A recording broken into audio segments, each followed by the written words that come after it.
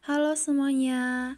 Di sini saya akan memaparkan tentang materi fonologi. Sebelum itu, perkenalkan nama saya Aurelia Miliwati dengan NIM 24103100024 dari kelas PBSI A 2024. Di sini saya akan memaparkan dan menjelaskan beberapa materi fonologi. Apa sih itu fonologi? Nah, secara etimologis, kata fonologi berasal dari gabungan kata atau fon yang berarti bunyi, dan logi yang berarti ilmu. Fonologi juga adalah ilmu tentang perbendaharaan bunyi-bunyi atau foremots bahasa dan distributing. Fonologi juga diartikan sebagai kaidah bahasa yang mempelajari tentang bunyi-bunyi bahasa yang diproduksi oleh alat ucap manusia. Objek kajian fonologi adalah bunyi bahasa atau fon yang disebut tata bunyi atau fonetik. Dari sini dapat kita pahami bahwa material bahasa adalah bunyi-bunyi ujar yang diselidiki oleh cabang linguistik yang disebut fonologi. Adapun pandangan fonologi menurut para ahli yaitu menurut Caer bahwa secara umum dapat diartikan sebagai bagian dari linguistik yang mempelajari, membahas, membicarakan, dan menganalisis bunyi yang diucapkan oleh alat ucap manusia. Berdasarkan pendapat dari para ahli tersebut, dapat disimpulkan bahwa fonologi adalah bidang linguistik yang mengkaji, mempelajari, serta menelaah bunyi-bunyi bahasa menurut tatanan dan fungsi dari bahasa itu sendiri, yang dimana bunyi-bunyi tersebut dihasilkan oleh alat-alat ucap manusia. Nah, cabang-cabang dari fonologi. Yang pertama adalah fonetik. Fonetik adalah cabang ilmu fonologi yang mempelajari bunyi bahasa tanpa memperhatikan apakah bunyi tersebut mempunyai fungsi sebagai pembeda makna atau tidak. Fonetik juga menganalisis dan menyelidiki bunyi-bunyi ujar yang dipakai dalam tutur, serta mempelajari bagaimana menghasilkan bunyi tersebut dengan alat ucap manusia.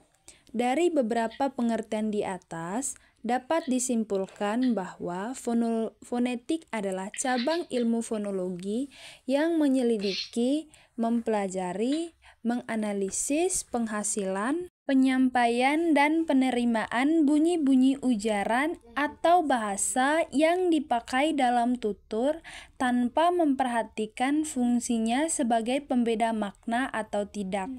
Secara umum, fonetik dapat dibagi menjadi 3 bidang kajian, yaitu fonetik artikulatoris atau bunyi yang dihasilkan oleh alat-alat ucap manusia, fonetik akuistik, bunyi yang dihasilkan oleh suatu benda, fonetik auditoris, bunyi yang dihasilkan oleh alam. Fonetik artikulatoris mempelajari bunyi bahasa yang dihasilkan oleh alat-alat ucap manusia seperti mulut, lidah, bibir, pita suara, dan seterusnya. Pada jenis fonetik ini mengkaji mengenai peran dari organ wicara terhadap penghasilan bunyi bahasa manusia dan mengkaji mengenai proses terjadinya bunyi bahasa yang dilakukan oleh organ wicara. Fonetik akuistik. Kajian fonetik akuistik bertumpu pada struktur fisik bunyi-bunyi bahasa dan bagaimana alat pendengaran manusia memberikan reaksi kepada bunyi-bunyi bahasa dan bagaimana alat pendengaran manusia memberikan reaksi kepada bunyi-bunyi bahasa yang diterimanya. Ada 3 ciri utama bunyi-bunyi bahasa yang mendapatkan penekanan pada kajian fonetik akuistik, yaitu frekuensi, tempo, dan kenyaringan. Alat-alat yang digunakan untuk mengkaji gelombang bunyi bahasa dan mengukur pergerakan udara antara lain seperti spektrograf, yaitu alat untuk menganalisis dan memaparkan frekuensi dan tekanan. Fonetik auditoris mengarahkan kajiannya pada persoalan bagaimana manusia menentukan pilihan bunyi-bunyi yang diterima oleh alat pendengarannya. Dengan kata lain, kajian ini meneliti bagaimana seorang pendengar menanggapi bunyi-bunyi yang diterimanya sebagai bunyi-bunyi yang diproses. Sekarang cabang-cabang fonetik. 1. Fonetik instrumental. Fonetik instrumental adalah cabang dari ilmu fonetik yang memanfaatkan alat dan teknologi untuk menganalisis bunyi bahasa secara lebih mendetail dan objektif. Dengan menggunakan perangkat seperti spektrogram, mikrofon, dan perangkat lunak analisis suara, peneliti dapat mengukur berbagai aspek fisik dari bunyi seperti frekuensi, intensitas, dan durasi. Pendekatan ini membantu dalam memahami bagaimana bunyi dihasilkan dan dipersepsikan, serta perbedaan dan persamaan fonetik antar bahasa. Fonetik instrumental sangat berguna dalam bidang linguistik, patologi wicara, dan teknologi pengenal suara. Yang kedua, fonetik terapan. Fonetik terapan adalah cabang ilmu bahasa yang mempelajari cara bunyi bahasa diproduksi, diterima, dan dipahami dalam konteks komunikasi sehari-hari. Ini melibatkan analisis bunyi bahasa dari perspektif praktis seperti dalam pengajaran bahasa, terapi wicara, dan teknologi pengenalan suara. Fonetik terapan membantu kita memahami perbedaan bunyi bahasa antara berbagai bahasa atau dialek dan bagaimana bunyi tersebut dapat diadaptasi atau dioptimalkan untuk tujuan tertentu, seperti memperbaiki aksen atau meningkatkan kejelasan pengucapan. Studi ini sangat penting dalam membantu individu mengatasi kesulitan komunikasi dan mendukung pengembangan alat bantu berbasis suara. Fonetik parametris. Fonetik parametris adalah pendekatan dalam studi bahasa yang menggunakan parameter kuantitatif untuk menganalisis bunyi. Metode ini mengukur aspek bunyi seperti frekuensi, intensitas, dan durasi, memungkinkan analisis yang lebih objektif. Teknologi seperti perangkat lunak, analisis suara, sering digunakan untuk mendapatkan data akurat. Pendekatan ini berguna dalam linguistik, khususnya dalam penelitian fonetik eksperimental. 4. Fonetik umum. Fonetik umum adalah cabang linguistik yang mempelajari bunyi bahasa secara universal. Fokusnya pada bagaimana bunyi dihasilkan, didengar, dan diproses. Dengan pemahaman ini, ahli bahasa dapat membandingkan bahasa dan mengembangkan sistem penulisan fonetik seperti IPA untuk merepresentasikan bunyi dengan akurat. Fonemik. Fonemik adalah cabang ilmu linguistik yang mempelajari satuan bunyi bahasa terkecil yang mempunyai fungsi sebagai pembeda makna yang disebut fonem. Fonemik mencakup berbagai aspek-aspek penting, yaitu menganalisis bunyi bahasa, identitas fonem, distribusi fonem dalam kata dan kalimat. Fonem juga dapat diartikan sebagai satuan bunyi terkecil atau beberapa fon berupa huruf vokal mati dan hidup. Contoh penggunaan fonem K dan L dalam kata kaca dan taca yang menghasilkan berbeda makna.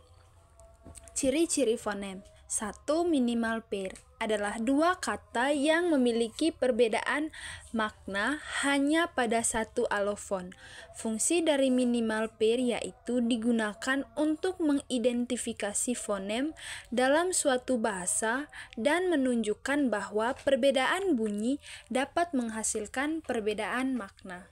Alofon. Alofon adalah variasi bunyi dari suatu fonem. Alofon tidak mengubah makna kata. Contohnya, fonem P dalam bahasa Indonesia memiliki beberapa arti, yaitu P pada awal kata seperti pita, P pada akhir kata seperti sap, M setelah nasal seperti kata kampung. Alofon menunjukkan bahwa fonem dapat diucapkan dengan variasi bunyi. Alat ucap. Alat ucap adalah organ pada tubuh manusia yang berfungsi sebagai pengucapan bunyi bahasa yang menghasilkan suara yang digunakan untuk berkomunikasi. Suara ini dihasilkan dari getaran pita suara yang dipengaruhi oleh udara yang keluar dari paru-paru. Alat ucap ini dibagi menjadi dua, yaitu alat ucap artikulator aktif dan pasif. Yang pertama, artikulator aktif. Organ yang tidak bergerak sewaktu terjadi artikulasi seperti bibir atas, gigi, dan alveolum. Namun, menjadi titik temunya bagian-bagian tubuh yang bergerak untuk membentuk suara. Kedua, artikulator aktif. Organ yang bergerak ke arah artikulator pasif untuk menghasilkan berbagai bunyi bahasa dengan berbagai cara.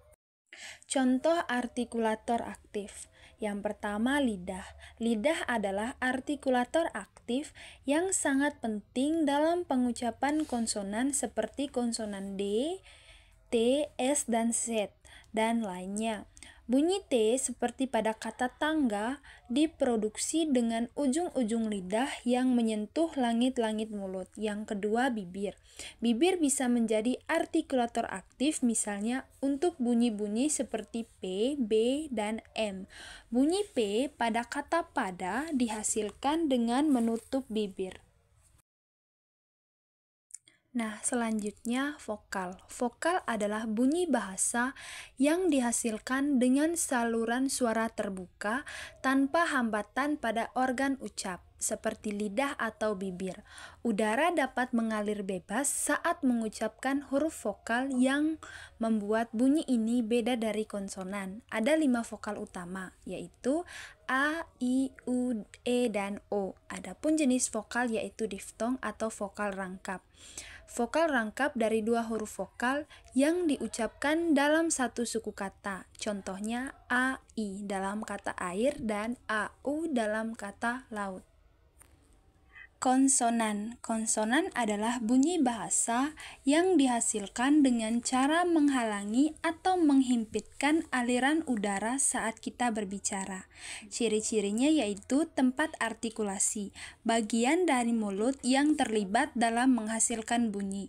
Misalnya, bibir, gigi, dan langit-langit. Yang kedua, cara artikulasi. Bagaimana cara kita membentuk bunyi, misalnya dengan menutup rapat, menyempitkan, atau menggetarkan. Kendala dalam konsonan seringkali kita temui di beberapa hal, yaitu perbedaan sistem bunyi dan titik dan cara artikulasinya. Teman-teman, perlu diketahui bahwa huruf konsonan itu selain daripada huruf vokal. Nah, yang berikut adalah bunyi suprasegmental. Yang pertama, nada. Dalam penuturan bahasa Indonesia, tinggi rendahnya nada suara tidak fungsional atau tidak membedakan makna.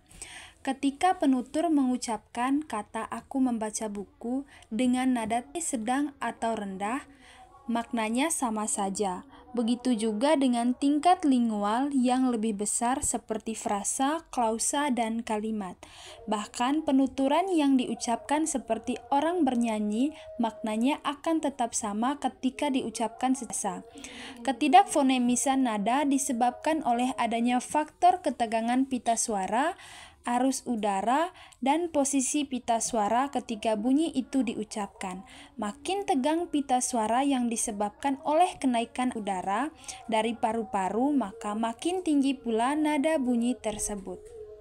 Yang kedua, tekanan. Tekanan dalam tuturan bahasa Indonesia berfungsi membedakan maksud dan kalimat atau sintaksis. tetapi tidak berfungsi membedakan makna dalam tataran kata atau leksis. Dalam tataran tidak semua kata mendapatkan tekanan yang sama. Hanya kata yang dipentingkan atau dianggap penting saja yang mendekanan atau aksen. Oleh karena itu, pendengar harus mengetahui maksud dibalik makna tuturan dengarnya. Contohnya dalam kalimat kemarin teman saya menyimpan uang di bank. Misalnya bisa dengan dua kemungkinan. Kemungkinan yang pertama, kemarin teman saya menyimpan uang di bank. Kemudian kedua, kemarin teman saya menyimpan uang di bank. Kalimat satu mendapatkan pada kemarin. Maksudnya adalah teman saya menyimpan uang di bank kemarin, sekarang atau waktu lain. Kalimat dua mendapatkan tekanan pada kata teman. Maksudnya yang kemarin menyimpan uang di bank itu teman saya, bukan saudara saya. Jeda atau kesenyapan ini terjadi di antara dua bentuk linguistik, baik antar kalimat, antar silaba, maupun antar fonem. Jeda antar kalimat lebih lama dibandingkan dengan jeda antar fase. Jeda antar fase lebih lama dibandingkan dengan jeda antar kata. Begitu juga seterusnya. Contohnya, anak pejabat yang nakal itu telah dimeja hijaukan. Yang kedua, anak pejabat yang nakal itu telah dimeja hijaukan. Dengan perbedaan jeda yang agak lama antar anak dan pejabat. Kalimat satu dan antar pejabat dan yang kalimat dua, makna kalimat itu berbeda. Pada kalimat satu, yang nakal adalah pejabat, sedangkan pada kalimat dua, yang nakal adalah anak pejabat. Sekarang perubahan bunyi. Asimilasi. Asimilasi adalah perubahan bunyi dari dua bunyi yang tidak sama menjadi bunyi yang sama atau yang hampir sama. Hal itu terjadi karena bunyi bahasa itu diucapkan secara berurutan sehingga berpotensi untuk saling mempengaruhi atau dipengaruhi. Contohnya pada kata bahasa Inggris top diucapkan top dengan font T apicodental, tetapi setelah mendapatkan font S laminoplatal. Dengan demikian dapat disimpulkan bahwa T pada kata stop disesuaikan atau diasimilasikan artikulasinya dengan font S yang mendahuluinya, sehingga sama-sama laminoplatal. Jika bunyi yang diasimilasikan terletak sesudah bunyi yang mengasimilasikan disebut asimilasi progresif. Yang kedua, disimilasi. Disimilasi adalah kebalikan dari asimilasi. Disimilasi adalah perubahan bunyi dari dua bunyi yang sama atau mirip menjadi bunyi yang tidak sama atau berbeda. Contohnya, kata bahasa Indonesia belajar berasal dari penggabungan prefiks ber dan bentuk dasar ajar. Mestinya kalau tidak ada perubahan menjadi kata berajar. Tetapi karena ada dua bunyi font R, maka font R yang pertama diperbedaan atau diasimilasikan menjadi font L sehingga menjadi belajar. Karena perubahan tersebut sudah menembus pada batas fonem, yaitu font R merupakan alofon dari fonem R dan font L merupakan alofon dari fonem L, maka disebut asimilasi fonemis. Oke semuanya, sekian beberapa pemaparan dan penjelasan materi dari saya. Terima kasih.